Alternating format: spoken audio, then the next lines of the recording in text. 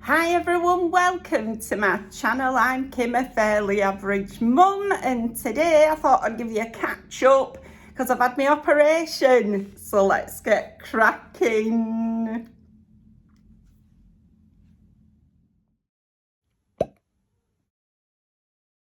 Hiya, how are you all doing? I'm actually doing really well. Also, I brought back Nippy. Few people had commented, are we going to see Nippy again, and where's Nippy and things like that. I thought, yeah, she deserves a place here with me. So there's a return of Nippy. Sorry if you'd missed her.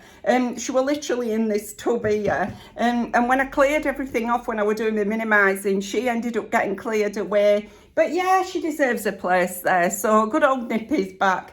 Okay, so I thought I'd catch you all up on where I am. The arm. Okay. Okie dokie. So as you can see, I've got a top on with a sleeve. Because I no longer have to have a pot on it. So what happened was I went to the hospital a week ago Wednesday. I'd got videos that I'd filmed that I'd set to go up that week, and thankfully I had got those because I've just not been in any fit state up until the past couple of days to be able to film anything. But anyway, I went over to the hospital. I went to Airedale, which is sort of on your way to Keighley. It's in, where was Steeton? Okay, right. So I actually had me up there, and they were brilliant, absolutely brilliant. I can't honestly thank the staff there enough for the treatment I had and the kindness that I was shown and everything. So I had to be there for 7 o'clock in the morning. I couldn't eat anything from midnight the night before. Although when I got there thinking I won't be able to have anything, they give you a cup of water that you can sip, which were really nice because I didn't end up getting taken down for me up until 4 o'clock tea time. I hope you know what I'm talking about. Those are the that don't. I was in an accident and my humerus were broken into 2 pieces. So that's what I'm talking about. But anyway, I went down, I walked down to the to the operating theatre, and I went into the anaesthetic room, and honestly, I just felt like I was crying, tears rolling down my face. I'm a proper wimp when it comes to stuff like that, I'm sure I am. It just felt overwhelming, you know, that I was going to be put to sleep and have an operation. I've had operations before, but nonetheless, it still sort of hits you when it's just about to happen, doesn't it? Or it certainly did me. Anyway, they were really great. They put a block in. So basically, they injected me via a scan and numbed up my arm prior to putting me to sleep and things. Put a thing in the back of my hand. I've still got the dot on my hand from it. Put everything in and what have you, and then I went to sleep, and I didn't wake up again until about 9:45 when I were in recovery, and then they brought me up onto the ward. So the operation went really well. They checked the what's the nerve called, radial nerve that goes is intertwined with your humerus. And it hadn't been severed at all, which we were really pleased about, because if it had been severed, I'd have had to have another operation to have that fixed. But as it was, it wasn't. So that were really great news. And so, yeah, they did the operation. I came back up. I had to stay overnight, which were planned because I was going to be, you know, in quite a lot of pain and discomfort. So they had me on this bed. And I had these things on my legs that inflated and then deflated every few seconds, alternately, which were just the most bizarre feeling. I think it's to stop you getting any sort of clots and things on your leg, which worked. I mean, it did work. I didn't get anything. I were also propped right up in bed, and every hour I was checking my phone. I think I'd managed to phone a couple of my kids and just say I'm actually okay and I'm out of the surgery. And then I had to stay in the next day just till they did all the paperwork and everything for me. And prior to coming out of the hospital, the block started to wear off, and I was in absolute agony. So anyway, by the time they discharged me, our Eve came, my daughter came, picked me up from the hospital. And this is at about 6 o'clock at night. And I said, please, can I crash at yours? Because I just didn't want, she was going to drive me home if I wanted to do that. Or she said to me, can stay at mine. But I just didn't think I'd be able to stand the pain of the drive over. So I stayed at our Neves and I was in bed for about 8 o'clock, completely out of it. Got up the next morning and my arm was so swollen it was like a leg, right? It was massive. No, not even joking you, there were literally no comparison between the two. I will show you my arm in a minute, but yeah, it's this quite a lot of the swelling's gone down. It's still a lot bigger than it, you know, was previously. But since then, they put me on painkillers. I were on something like tramadol, is that it? I were on those in the short term. Now I'm on cocodamol. I've just taken some actually because the pain had started again. So as soon as they start to wear off, the pain starts. But being able to take 4 doses a day actually gets me through the day. I'm able to lie down in bed as long as I lie on my right side. Yeah, it's so much more comfortable. The only problem is that I'm suffering really badly from nausea since I had the op, so I can barely eat anything. A couple of days ago, maybe 4 days ago, I'd tried to eat something and then I woke up in the night literally vomiting, because nothing sort of substantial will stay down at all. I'm literally surviving on cuppa soups, which are easy to make and it's like a drink. I can manage those. And the other thing I can manage is dry toast. Okay, so I'm living off dry toast and cuppa soups at the moment. But I'm going back to the hospital on Friday.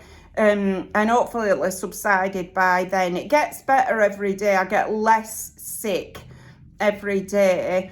And I'm able to introduce little bits of stuff, but still the thought of food, it still makes me feel quite sick, you know. But anyway, I'm getting there. I'm really getting there. So do you want to see me arm? If it's going to make you cringe, you might want to skip forward a bit because I've got basically a sticking thing here because my cut goes from here to my elbow.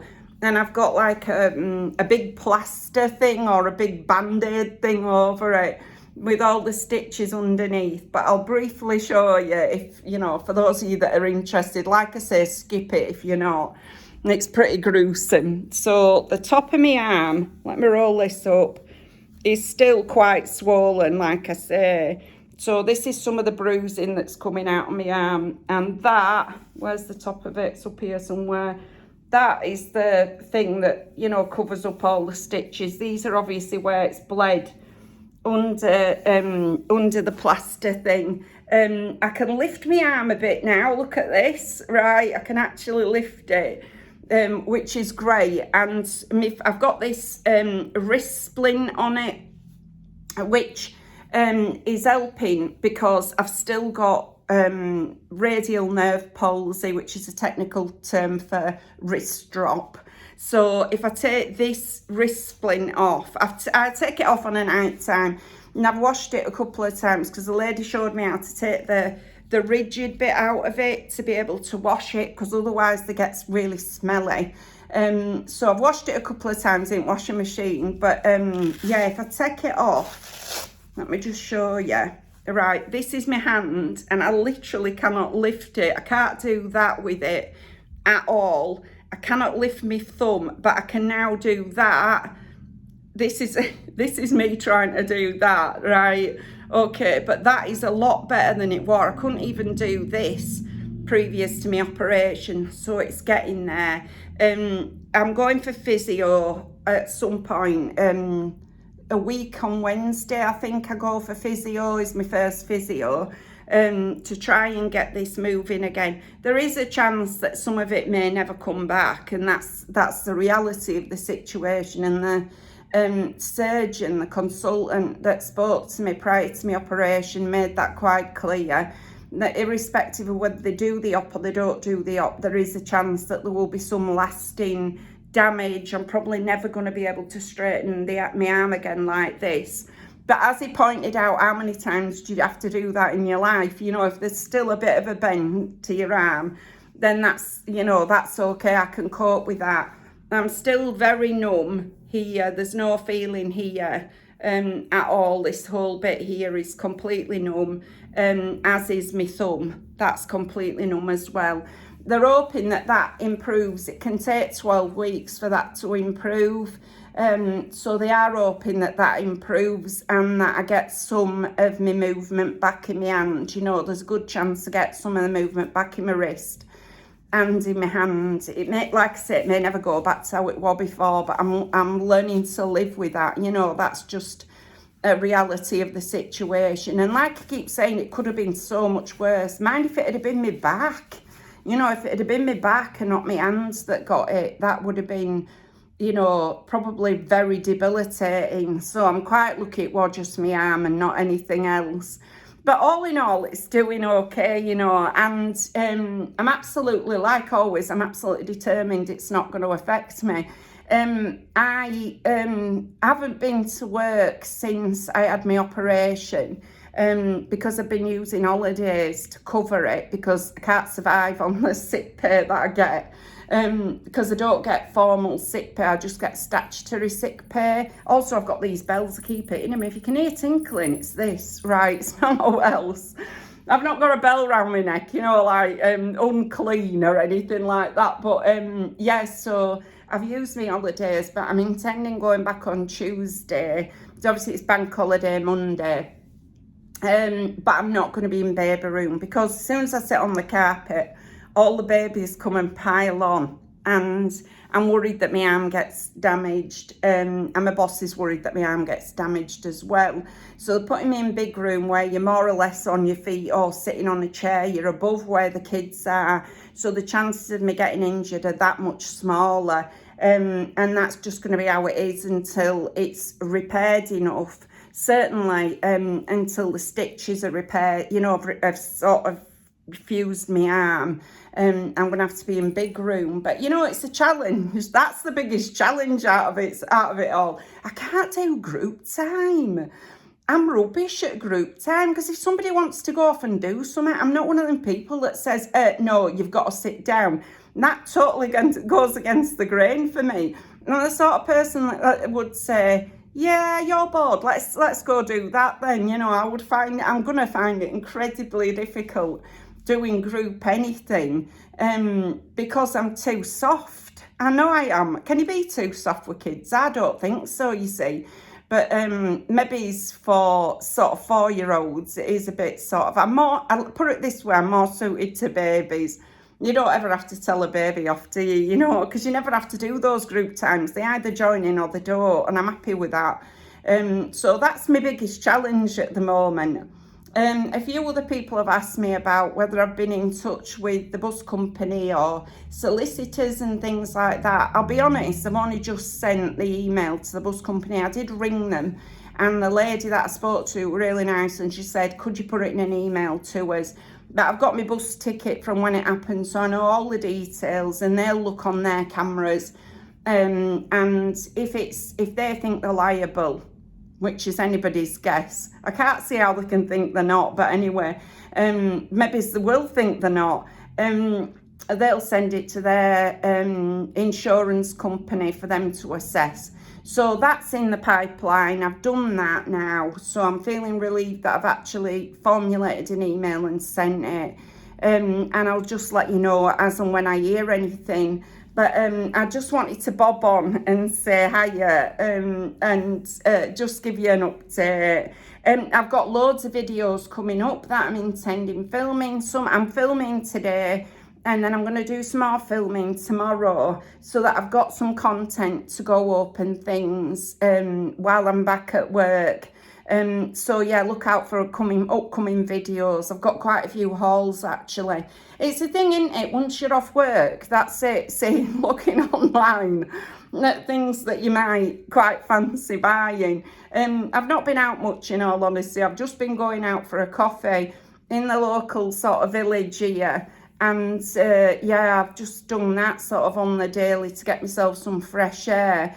but 90% of my day is lying on my bed, if I'm honest about it, just because of the painkillers make me really tired, and the pain makes me really sort of not want to go do anything. So I'm in a no-win situation. I'm either on the painkillers and falling asleep from those, or I'm awake but in pain and not feeling like doing anything because of that. But I'm getting by, and I'm on the road to recovery now. I'm so pleased I went through with the operation, because there's no crunching around or anything like that were happening before.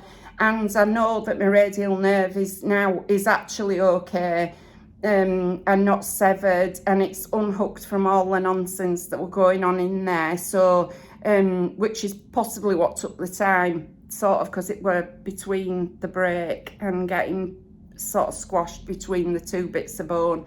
So now they've sort of done that, I know that I'm on the mend. I'm still having to use a bin bag in the shower and things to cover up this, but hopefully not for too much longer. At least I can get my tops on and things, you know, which is great, even though they do have to have quite a wide sleeve. But we're getting there, So that's my update anyway, and I'll be going back to my usual sort of content going forward. But anyway, that's everything for today. I won't say if you've liked this video, please give us a like, because it is just an update. But thank you very much for taking a few moments out of your day to spend with me. Bye!